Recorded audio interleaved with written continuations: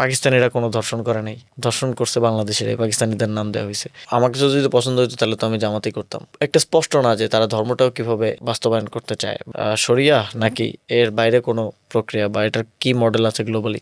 মুক্তিযুদ্ধের পক্ষে শক্তি বিপক্ষে শক্তি বলে দেশে দুই ভাগে ভাগ করে তারপরে শাসন করো, এটাও আমরা সাপোর্ট করি না। আমি অনেকের থেকে ফিডব্যাকটা পাইছি যে এটা কি সমঝোতা সংসদ নাকি, তখন জবাব দিতে হয় যে না না না, সমঝোতা সংসদ না।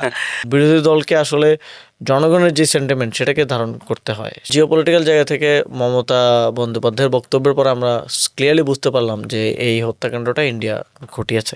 আমার মনে হয় না ভারত এই আসামিদেরকে হস্তান্তর করবে। ভারত একটা মেসেজ এখানে কনভে করার চেষ্টা করছে যে ভারতের বিরুদ্ধে তোমরা কথা বলতে পারবে না। হাদি ভাই মারা গেছে, আমি মরে যেতে পারি, আরো 5 জন মারা যেতে পারে। ভয় পেয়ে যাই তাহলে আসলে প্রথমত মস্তিষ্কগতভাবে গোলামে পরিণত হব।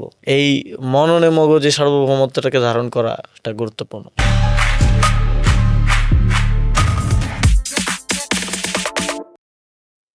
একটু জামাত প্রসঙ্গে আসবো আমরা একদম শেষের দিকে। রাজনৈতিক দল হিসেবে জামাতের দৃষ্টিভঙ্গি, তাদের দর্শন, তাদের এই যে পলিটিক্সের যে সিস্টেম, আপনার কাছে কেমন মনে হয়? দেখেন, আমাকে যদি পছন্দ হতো তাহলে তো আমি জামাতেই করতাম। বিশেষ করে একটা হচ্ছে ধর্মভিত্তিক রাজনৈতিক দল, এবং খুব এটা যেহেতু আমরা জোটে আছি তারপরও সমালোচনার জায়গা যদি বলেনি, খুব একটা স্পষ্ট না যে তারা ধর্মটাও কিভাবে বাস্তবায়ন করতে চায় বা ধর্মভিত্তিক শাসনটা কিভাবে, কোন প্রক্রিয়া, শরিয়া নাকি এর বাইরে কোনো প্রক্রিয়া বা এটার কি মডেল আছে গ্লোবালি, কোনো ক্লিয়ার আউটলুকটা নাই। এবং দ্বিতীয়ত সবচেয়ে বড় যেটা চ্যালেঞ্জ আছে সেটা হচ্ছে ঐতিহাসিক দায়। এটা একটা আমাদের আহ্বায়ক বলেছিলেন যে ঐতিহাসিক দায় আছে এমন কোনো দলের সাথে আসলে আমাদের কাজ করা একটু মুশকিল। তারপরেও জামুক আইনের ক্ষেত্রে তো আমরা আমাদের পার্টির অবস্থান স্বতন্ত্রভাবে জানিয়েছি, যেটা আসলে হয়তো জামাতে ইসলামের নেতৃবৃন্দ খুব একটা পছন্দ না করাটাই স্বাভাবিক। বাট স্টিল আমরা তো সংসদে আমাদের প্রতিনিধিরা তো ফ্যাক্ট পরিবর্তন করতে চান নাই, যেটা ফ্যাক্ট সেটা ফ্যাক্টই। সেখান থেকে আমাদেরকে, আমরা এটাও বিশ্বাস করি যে ওই মুক্তিযুদ্ধের পক্ষে শক্তি বিপক্ষে শক্তি বলে দেশে দুই ভাগে ভাগ করে তারপরে শাসন করো, এটাও আমরা সাপোর্ট করি না। আমরা মনে করি আমাদের ওইখান থেকে এগিয়ে যাওয়া উচিত। এবং এটা আমরা জামাতের অনেকে বলে যে মুক্তিযুদ্ধের আমরা ধারণ করি না। এই যে গতকালকে না পরশু শুনছিলাম যে একজন বলছেন যে পাকিস্তানিরা কোনো ধর্ষণ করে নাই, ধর্ষণ করছে বাংলাদেশের, এই পাকিস্তানিদের নাম দেওয়া হয়েছে। এই বক্তব্যেরও আমরা যেমন ধারণ করি না এবং প্রত্যাখ্যান করি, একইভাবে মুক্তিযুদ্ধের ইতিহাসকে অতিরঞ্জিত এবং একটা দলের হিসেবে কুক্ষিগত করা, এটাকে আমরা ধারণ করি না। তো উভয় দিকেই আমাদের উইথ ডিসেন্ট আমাদের নিজস্ব বোঝাপড়া, নিজস্ব স্টাডি আছে। ওকে, সব মিলে কেমন করছে বিরোধী দল বা এনসিপি সংসদে? ওভারঅল যদি বিরোধী দলের মানে সত্য কথা বলতে বলেন তাহলে আমি খুশি না। আমি একজন ভোটার হিসেবে, আমি তো ভোট দিছি অবশ্যই, একজন নাগরিক হিসেবে, এবং আমি যখন আরও নাগরিকদের সাথে কথা বলি, মত বিনিময় করি, তারা সংসদের প্রথম দিকটাতে একটু খুব আগ্রহ সহকারে প্রথম অধিবেশনটা দেখছিল, এবং সেখানে পরিবেশটা একটু গমগমে ছিল, একটু গরম পরিবেশ যেটাকে বলে আর কি। তো মানুষ এটা দেখতে চায় যে যাদেরকে আমরা ভোট দিয়ে পাঠালাম তারা মতও দিবে, দ্বিমতও দিবে, তারা সরকারের বিরোধিতাও করবে, তারা ওইখানে আমাদের রিপ্রেজেন্টেটিভ হিসেবেই ট্রুলি, চায়ের দোকানে বসে আমি জনগণ হিসেবে যে কথা বলি এই কথাটা আমার প্রতিনিধি সংসদে গিয়ে বলবে। কিন্তু এই দ্বিতীয় অধিবেশন থেকে বা আর কিছুদিন আগে থেকে মনে হচ্ছে যে একটু মানে আমি অনেকের থেকে ফিডব্যাকটা পাইছি যে এটা কি সমঝোতা সংসদ নাকি, তখন জবাব দিতে হয় যে না না না, সমঝোতা সংসদ না। তো আমার মনে হয় এখানে বিরোধী দলের আরও ভালো ভূমিকা রাখার সুযোগ আছে।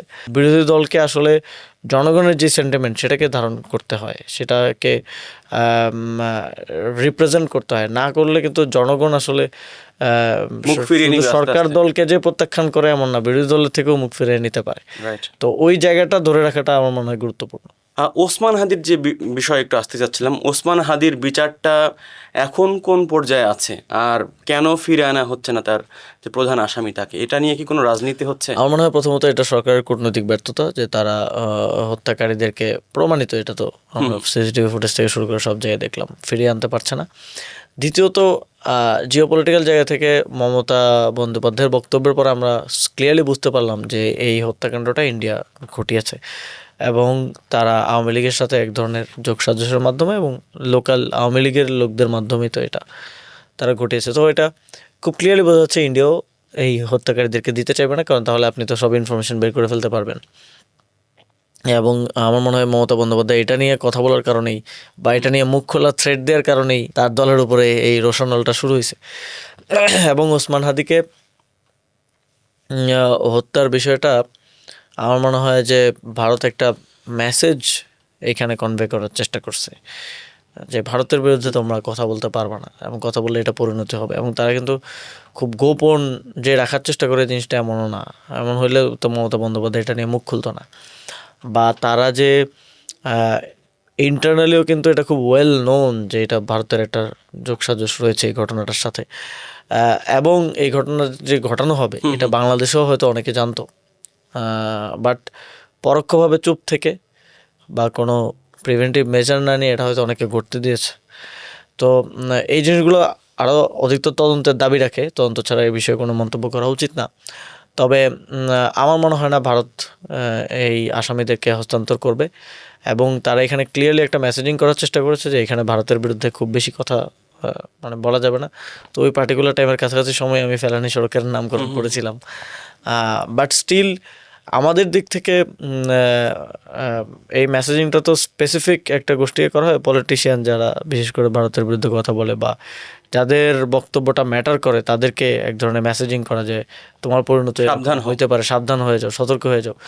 তো আমাদের জায়গা থেকে আমরা মনে করি যে এগুলোতে যদি ভয় পেয়ে যাই তাহলে আসলে আমরা প্রথমত মস্তিষ্কগতভাবে গোলামে পরিণত হব, এবং মনস্তাত্ত্বিকভাবে আমি আমার সার্বভৌমত্ব হারিয়ে ফেলবো। সার্বভৌমত্ব তো কোনো জাস্ট বর্ডার না, এটা হচ্ছে একটা আইডিয়া, এবং সার্বভৌমত্ব আপনার মননে মগজে থাকে। রাইট। তো ওইখানে যদি আমি হারাই ফেলি তাহলে আমার ওই বর্ডার দিয়ে আমি এটা ঠেকে রাখতে পারবো না। তো ওই জায়গা থেকে আমরা মনে করি যে আমাদের যে হিস্সা, আমাদের যেই সার্বভৌমত্ব, এটা রক্ষার জন্য আমাদেরকে সবসময় কথা বলে যেতে হবে। আমি মরে যেতে, হাদি ভাই মারা গেছে, আমি মরে যেতে পারি, আরও 5 জন মারা যেতে পারে, বাট স্টিল এই মননে মগজে সার্বভৌমত্বটাকে ধারণ করা এটা গুরুত্বপূর্ণ।